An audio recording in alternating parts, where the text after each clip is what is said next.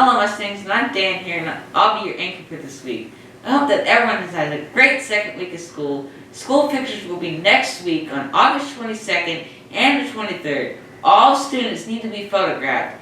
And students that are interested in esports, there's informational meeting on August 23rd.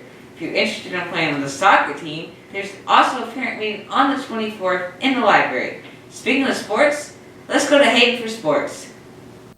The tennis team stampeded South Garland 18-1. The only defeat came at the expense of the Heat. Individual and doubles winners were Lorelei Loop, Lauren Rex, Brianna Oladi-Taylor, Gina Dissy, Anthu Tran, Kalani Koronek, Brooke Lai, Mason Lyles, Jake Woody, Caleb Morrow, Khalil Smith, Ethan Massey, Casey Wynn, and Caden Tran. Earlier last week, your Lady Mustangs spiked Frisco in an early tournament rounds played here at Saxe High School. Last Friday, our Lady Mustangs volleyball team fought up a good fight against Rockwall, but came up short in the end. The team will play a tournament this weekend, gearing up for district play. We play Wiley next Tuesday, August 23rd, here for a non-district game. We want to fill the stands to show support for your Lady Mustangs team. District play for them begins against Naaman Forest on Tuesday, August 30. Spike Mustangs! Go over the football schedule as much or as little as you would like, but we'll flash the whole schedule here on screen. Note homecoming game and senior night and any other special night we know of for the football team. Make predictions if you want, especially in a big one like Rowlett. Thanks, Hayden. Class of 2024, juniors will have a meeting during B5. Any juniors at the GRTCC need to go see Miss Ellis in the library after August 25th to get your materials and to go over what you missed. Are you interested in JOTS? The first meeting of Johnny on the Spot will be on the 25th from 3 to 3:50. Hey, here's me with the weather. Things that stand here if you're ready for this weekend. On Saturday, the high will be 95 with a low of 76. On Sunday, the high will be 94 with a low of 75. On Monday, it will be 87 with a low of 72 with a chance of scattered thunderstorms. On Tuesday, the high will be 87 with a low of 71. With also scattered thunderstorms. On Wednesday, it will be 88 with a low of 72, with scattered thunderstorms also. On Thursday, the high will be 87 with a low of 72, with also some scattered thunderstorms. And on Friday, the high will be 88 with a low of 72, with also scattered thunderstorms. That's all for this week. See you next week with more on your weather. Now let's check in with Danny about a film project that's coming up from Mustang Report. Hey Mustangs, my name is Danny Masood and this is Cameron. I will be hosting auditions on Wednesday, August 24th in room 172 for my short film that will be heading to the Dallas Independent Film Festival. All people are welcome. We need extras, we need techies, we need actors.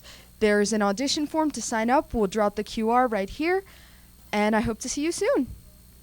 Thanks, Danny. That looks like a really fun project. Also, here's Richard for this week's Word of the Week. Hi Mustangs, I'm your new host for Word of the Week, Richard Lamb, and today we will be looking at the word arcane, which is defined as, quote, requiring knowledge only known to a few people. Here's an example of the word being used in a sentence.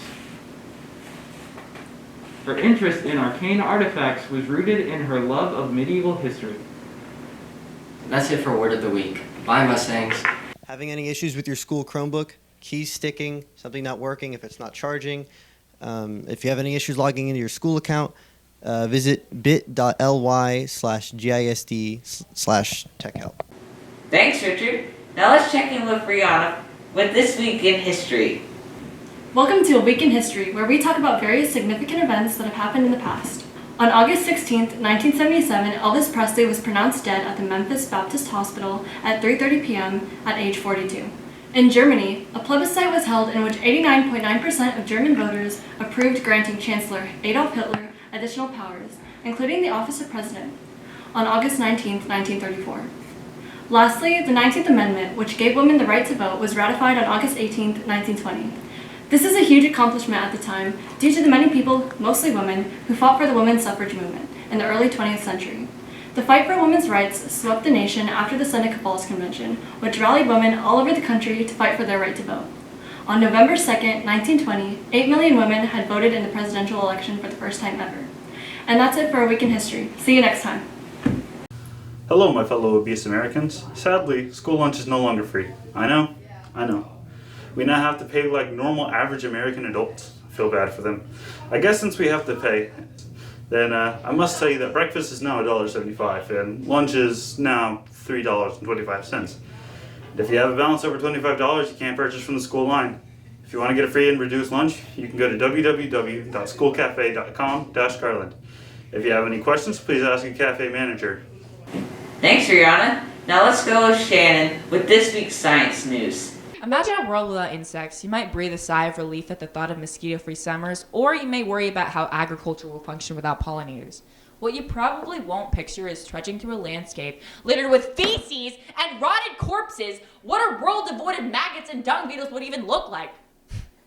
That's just a snippet of the horrifying picture of an insect-free future that journalist Oliver Millman paints in the beginning of the insect crisis. The loss of insects would be an agonizing ordeal, eclipsing any war and even rivaling the looming ravages of climate breakdown. And yet, the threat of an impending insect apocalypse doesn't get nearly the same level of attention as climate change. Researchers have been observing declining insect populations for decades. For instance, a study of nearly 40 years of data from a protected rainforest in Puerto Rico found that insect biomass had increased by 98% on the ground and 80% in the canopy since the mid-1970s. The threats insects face are many. Light pollution, the increased use of pesticides, and climate change are just a few. And it's only a rare species that are at risk. It's also species that were once common around the globe.